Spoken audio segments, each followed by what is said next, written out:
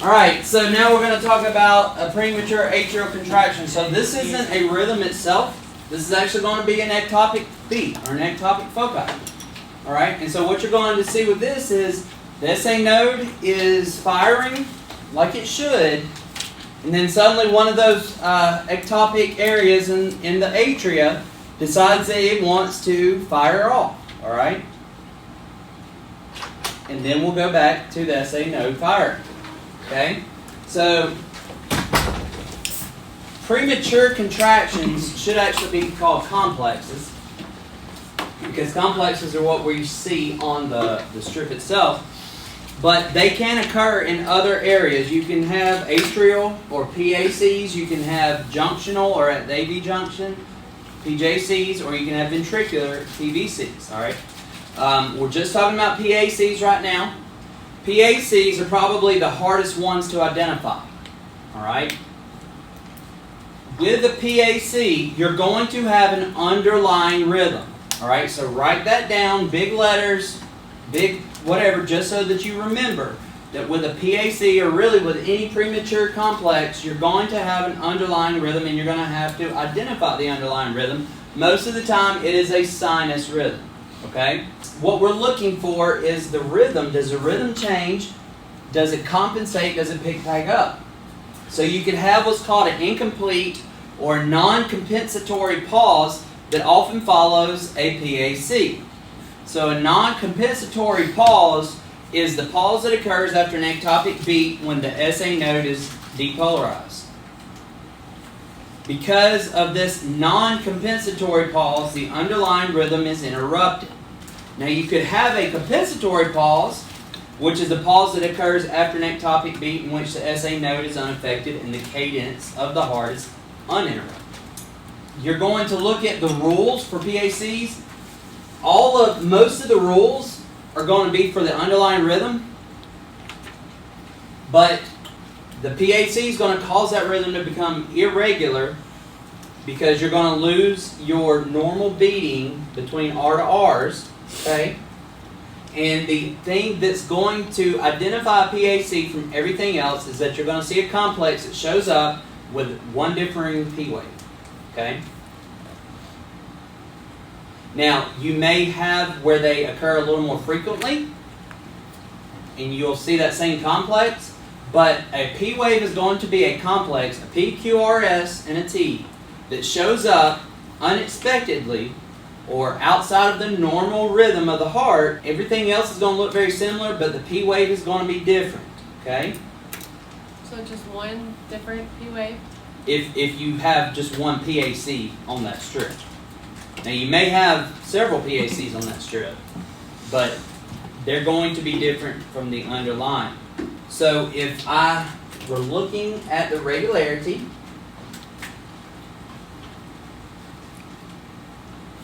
all these P waves are similar, okay? Regular, regular, regular, then suddenly this guy kind of appears out of nowhere, okay? He just shows up. He's an ectopic beat. He decided he wanted to fire outside of the normal pacing.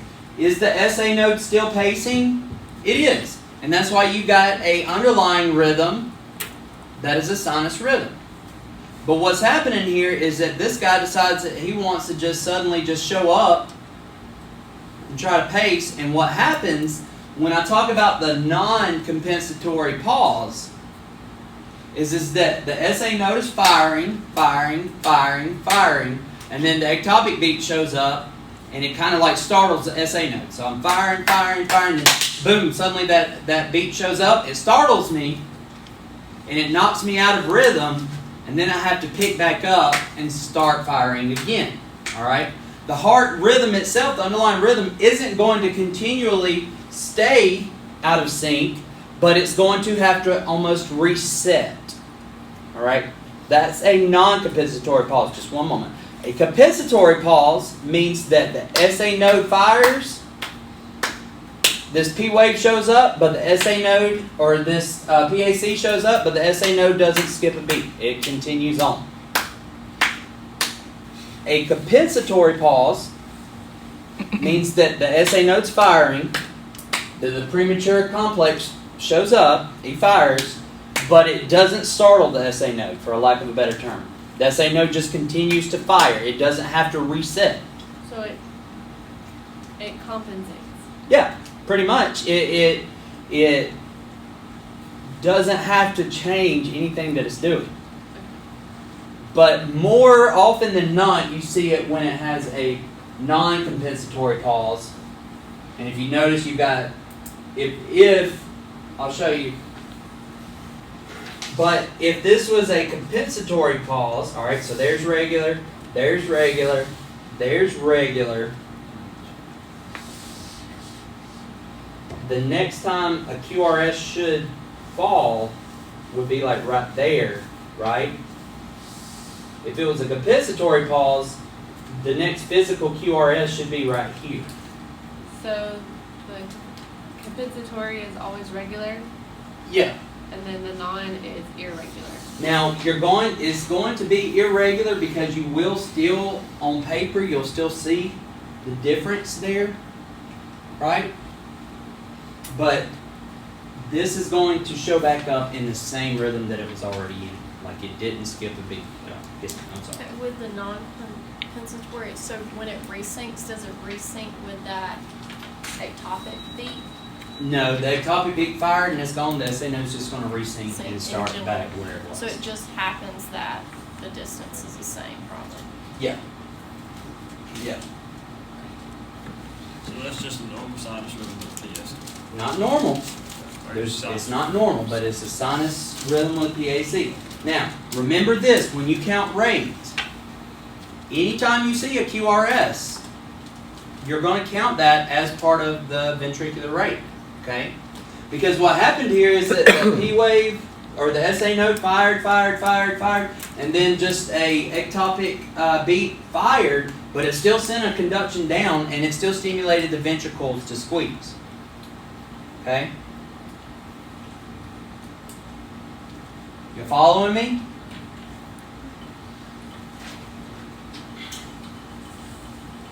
So would you even notice a compensatory pause? Right. If you're looking at a dynamic screen, meaning that you're watching the monitor, you're probably not going to pay much attention. If you were looking at it, you could measure it out like I just did. All right.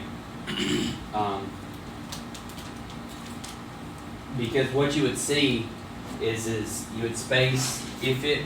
So this is a non-compensatory pause, right? Because in this gap right here, the SA node kind of got startled, and it had to reset and start pacing again. Okay. But if this were a compensatory pause, there, then I've got my PAC right here, right? Mm-hmm. So it's there. I would see a QRS here, and then I would see a QRS here. These wouldn't be there, and it would continue just in the same beat. And there would just be the PAC in between Yeah, those. uh-huh. Gotcha. You wouldn't see this big long gap. So, after the PAC, are they all similar? If this were to continue on until there's another PAC or another ectopic beat, yes, it would Okay. be in sync.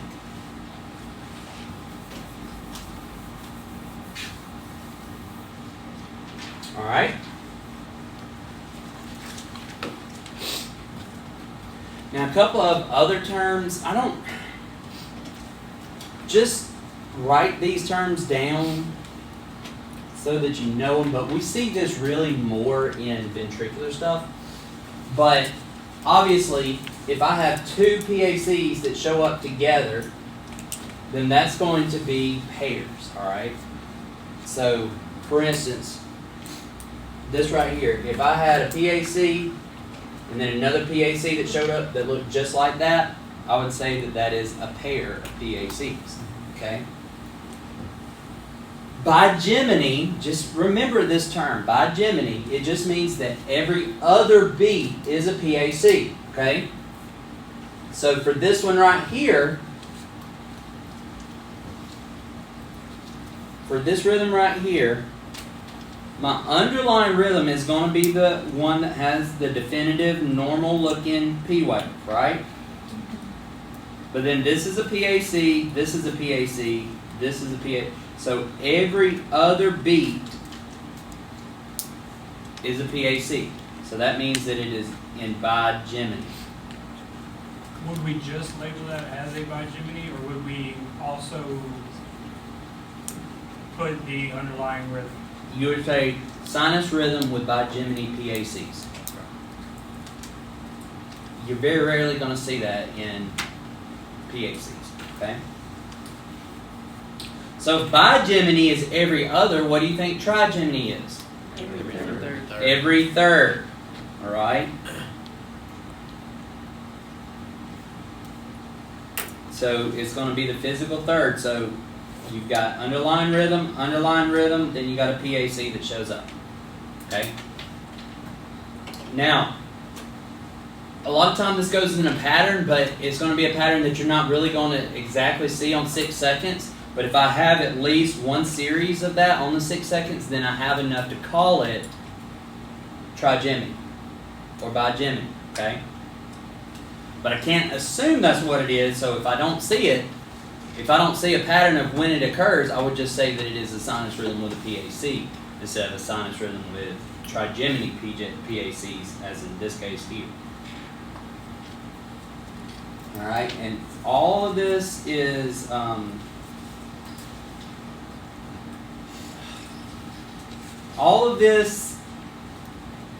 simply just to help you identify.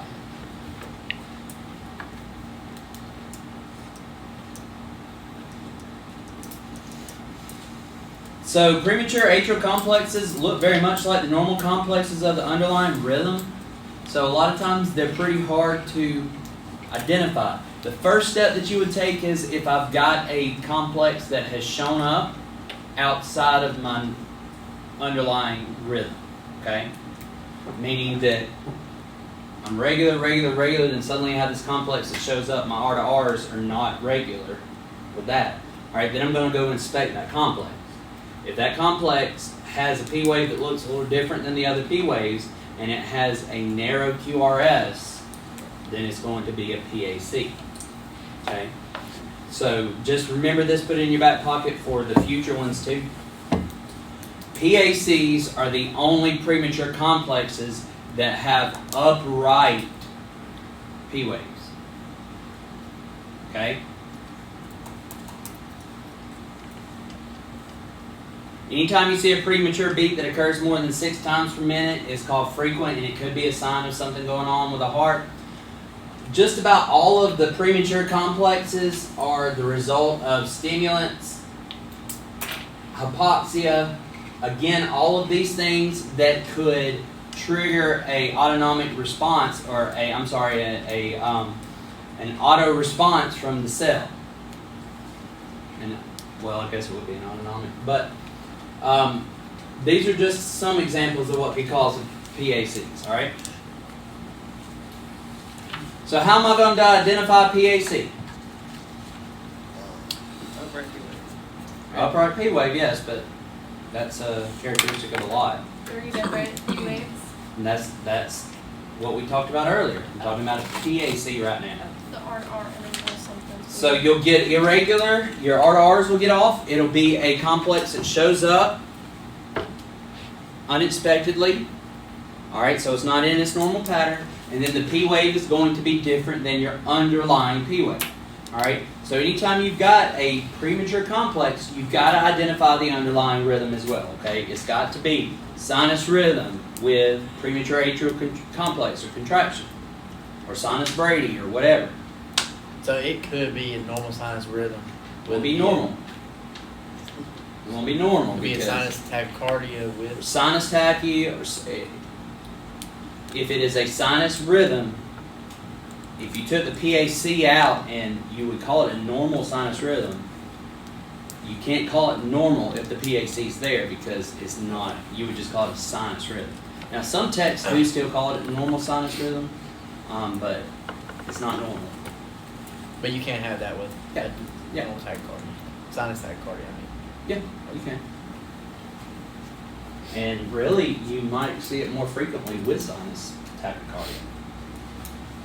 Because if you think about what causes these premature complexes, it's the same thing that could cause tachycardia. All right?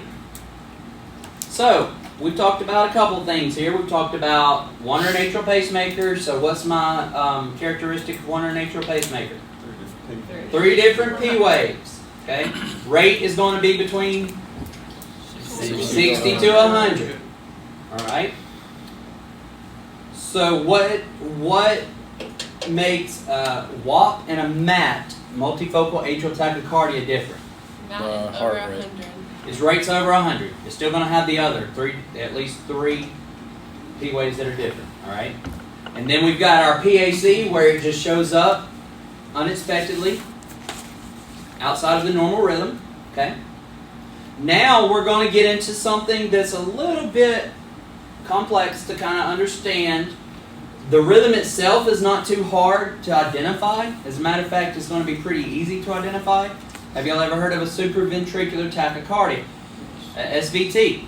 It is a tachyarrhythmia, so it has a small QRS. A lot of times it doesn't have a P wave, but it's greater than 150 usually is what your baseline is. All right.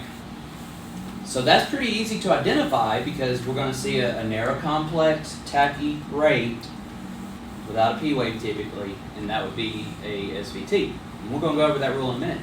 But why does it happen? That's where it kind of gets a little bit hard to understand. But going into this, I want you to understand that we use real electricity in our heart. Now, it's a very small amount, but we use real electricity in our heart.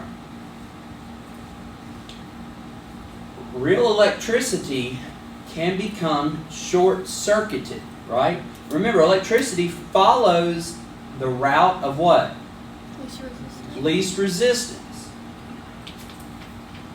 And if you get caught in a loop, if electricity makes a complete circuit, a positive and a negative, and you don't interrupt that, and it's just a loop, that conduction is going to continue to go in that loop while sending electricity outwards as well. Okay? It's a short circuit. Y'all have heard of the term short circuit before. And essentially, a reentry tachycardia or a reentry dysrhythmia is exactly that. The electrical conduction in the heart, because of the way that our conduction system is set up between fast and slow channels as the conduction goes through, sometimes may not go all the way through to the point to where it dissipates, and it will get caught in a short circuit, meaning that it's going to re-enter and it's going to stimulate the same conduction or the same area over and over and over and over again. But remember this property here of conduction. Right? When we talked about our properties, conduction means that if you receive an electrical, if you're a heart cell, you receive an electrical conduction, and I'm touching you, what's going to happen to the electrical conduction that you receive? It's going to pass on to me. And every time you hit your threshold, every time you're stimulated by an electrical conduction, it doesn't matter if it's slow or fast, you're going to respond. Okay?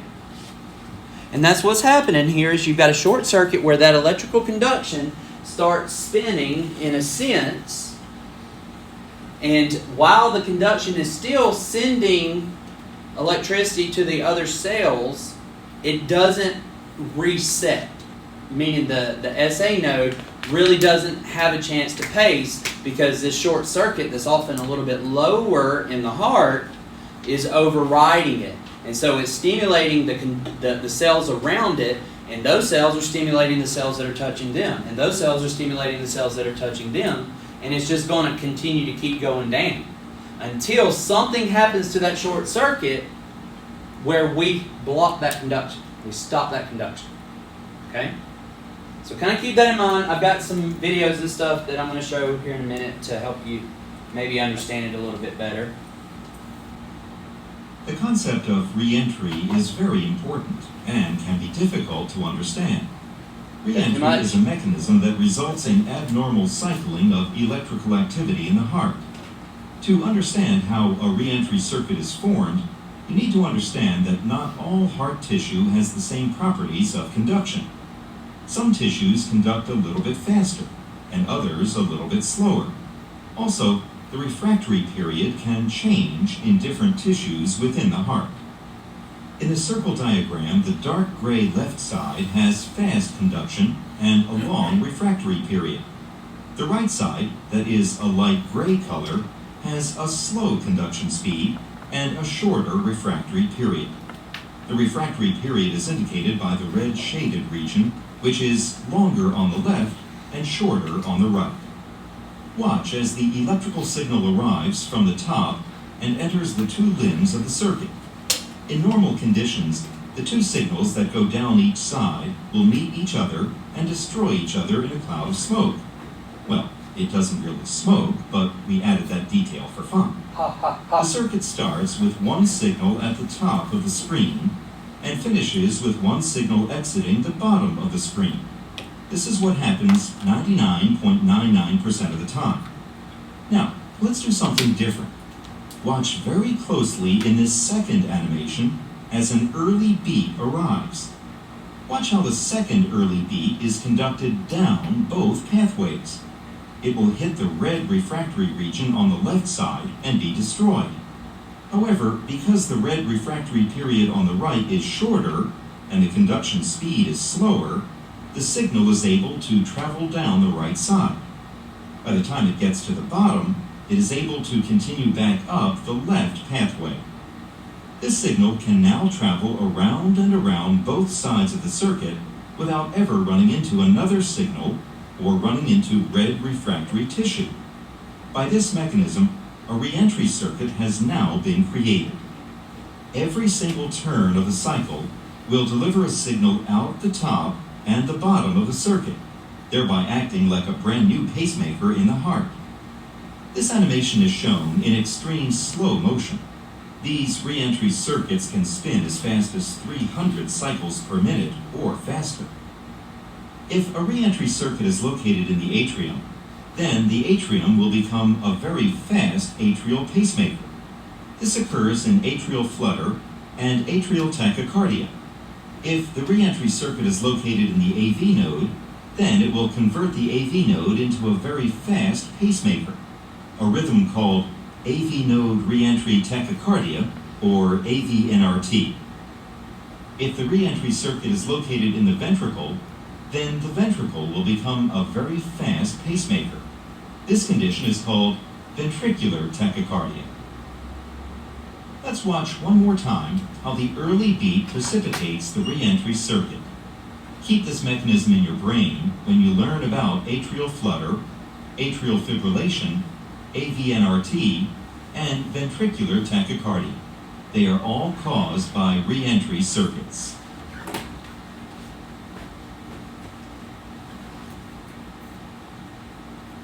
Alright. So, as that conduction... Both sides of the circuit without ever running into it. As that conduction is traveling down, what is this electricity doing around it? Normally, or are you talking about with the reentry? I'm talking about what is located all around the circuit? Cells. What? Cells. Cells, cardiac cells, right? That need to be conducted, right? And so what happened here is that a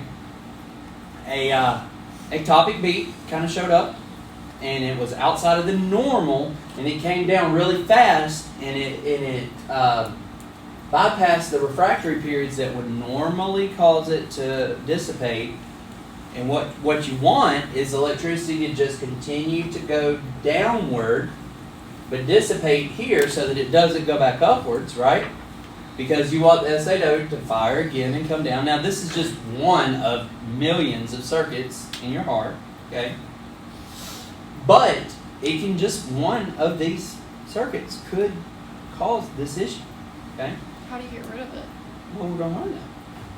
We're not quite there yet. But you will be amazed. All right? It doesn't stop on its own. Typically not. You really want to know, don't you? I really do. I'm going to tell you in a little bit. We're going to get there. Slow down, Nathan. All right? So the reactivation of myocardial tissue for a second or subsequent time by the same impulse.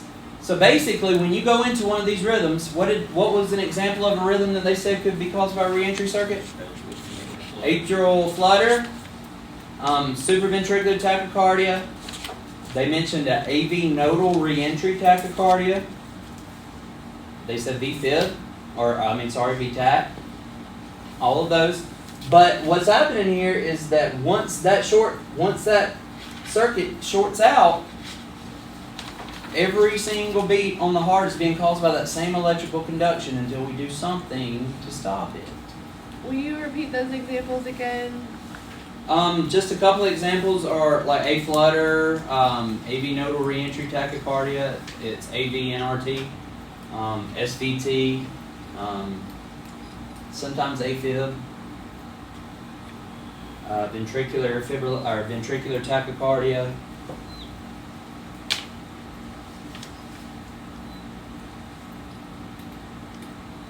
So the impulse moves in cycles throughout the heart tissue, and this same conduction continues to create the beat, okay?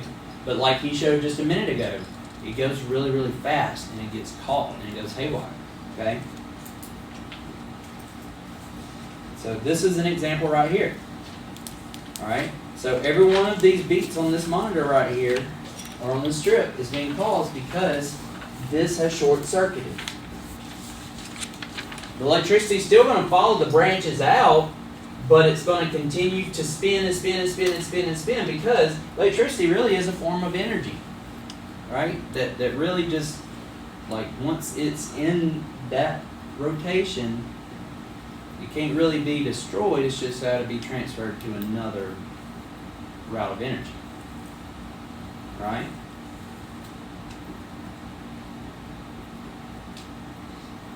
So what can cause this? Obviously, it's going to be things like electrolyte imbalances. Hyperkalemia is one of them. Myocardial ischemia. Some antidysrhythmic medications can even cause this. Okay.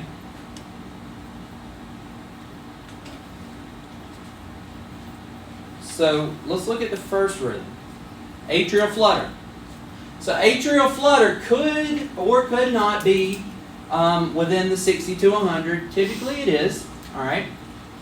But with atrial flutter, because we are still talking about atrial arrhythmias here, what do you think is going to be weird on the shape of which wave are we going to? P wave. The P wave, all right? So the P wave, so atrial flutter P waves, we would call them flutter waves, all right?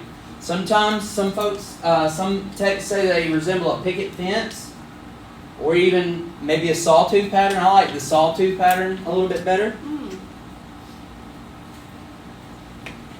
But what's happening here is that you get a reentry at the atria, but then it eventually goes down. All right, so it gets caught in a cycle, and it will stimulate the atria to contract a couple times, and then it eventually goes down.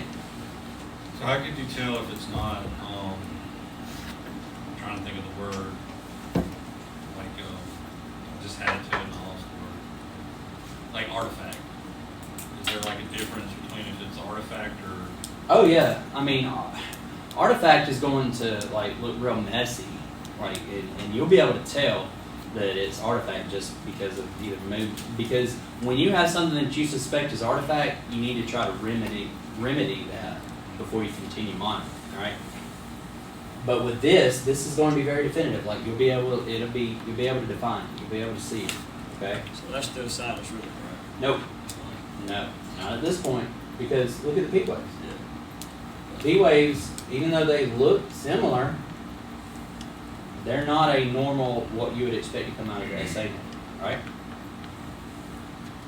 So in this case, you're not going to have normal appearing P waves.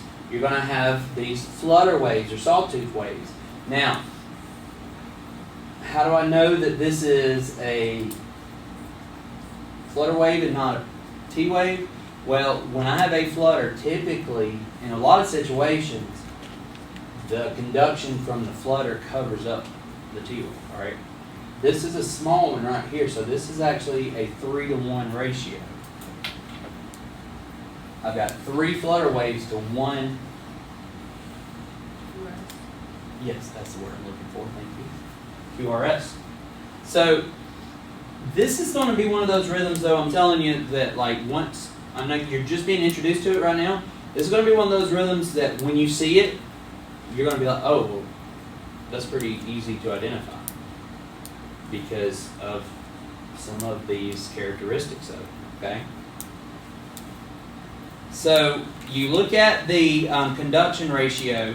So a 2-to-1 would be 2 atrial or 2 flutter waves for every ventricular contraction. In this case, this is a 4-to-1. 1, 2, 3, 4. 1, 2, 3, 4. 1, 2, 3, 4. And so again, what's happening is that in my atria,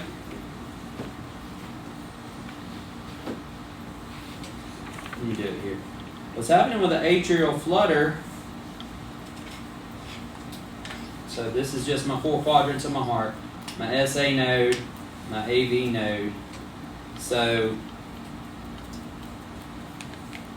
let's say that my conduction has kind of taken over somewhere ectopic. And what's happening here is that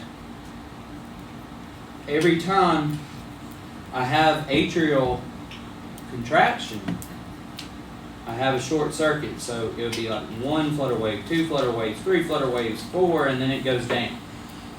And then it goes back and it does the same thing again. Now, typically, unless it's a very fast ventricular rate, we're not going to do much with this, okay? It usually doesn't cause a lot of issues. If you have what's called rapid ventricular response, or RVR, then we would pull out the adult tachycardia with a pulse algorithm. All right, but let's still, before we talk about treatment, let's continue to move on with these. All right, so what's my rate? All right, so my atrial rate will be whatever I count it as, right? So I do want to count an atrial rate here. All right, this is one of those times where do I have 1 P wave for every QRS and a QRS for every P wave? Well, I've got a QRS for 1 P wave. But then I have, like, depending on what the ratio is, 2, 3, 4 flutter waves for every QRS. All right? So do you count those, all the P waves, Mm-hmm. as atrial? Yeah. Will you always at least have 2 flutters? Or Yeah. You wouldn't be able to really tell if it was It's just flutter one. without. But think about where the issue is here. The issue's in the atria, not the ventricle. Okay? So the ventricle, everything should be pretty normal with the ventricular complexes.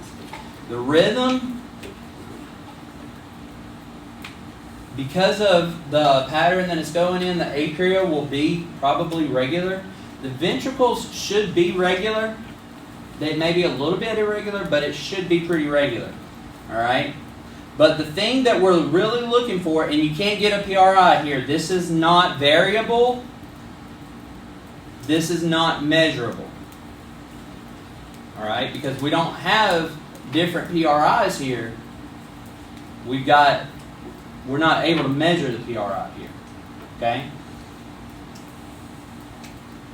But our AHA thing is going to be, do not use the term F wave in atrial flutter. All right?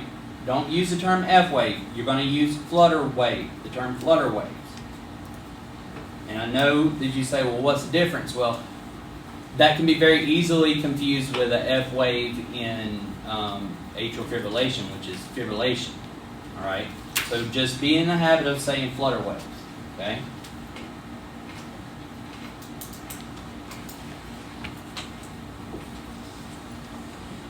Alright, so if you look at this top one, my rate on this top one is, do y'all have this in your paper? Yes. So I'm going to look at my atrial rate. So what is this? What's my ratio here? It's a 3-to-1. So 1, 2, 3, 4, 5, 6, 7, 8, 9, 10, 11, 12, 13, 14, 15, 16, 17, 18, 19, 20, 21.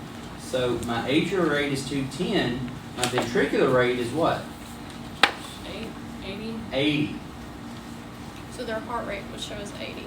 Yes. Now they may feel weird, but as long as my heart rate stays around 80 and my ventricles aren't responding to every single electrical conduction that goes through, I'm good. On the bottom one, would you count the first 2 flutter waves before the first QRS complex, or start after the first QRS complex? No, you count what you see. Because that's in your 15 seconds, right? What's that? You're counting it because it's in your 15 seconds. Yes, it's in your 6 seconds. I mean, 6 seconds. 4, 6, 8, 10, 12, 14, 16, 18. So that would be an atrial rate of 200. And then your ventricular rate is 100 because I still see enough contraction complex there to count it. All right. And what am I going to describe these P waves as? Flutter. Flutter wave. Flutter. That's the bottom here. All right. Here's another practice. What's my ratio here? 4-to-1. 4-to-1. What's my atrial rate? 280. 240.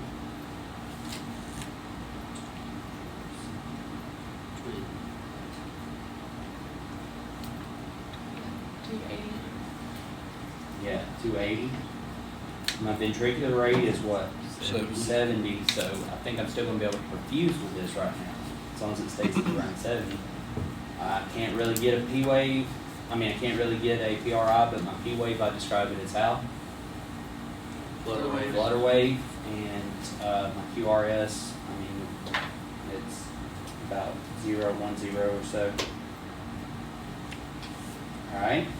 Would the rhythm on that be very regular? It looks regular to me. I think it's regular. From what it looks like just without measuring it exactly. Look at me assuming.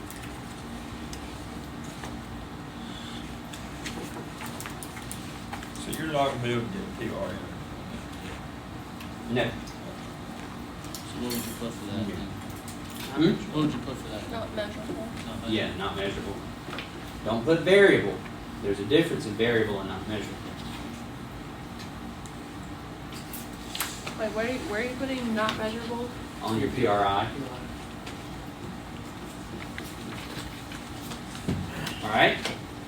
So what am I going to be looking for a flutter? sawtooth ones. Sawtooth waves, flutter waves. Okay?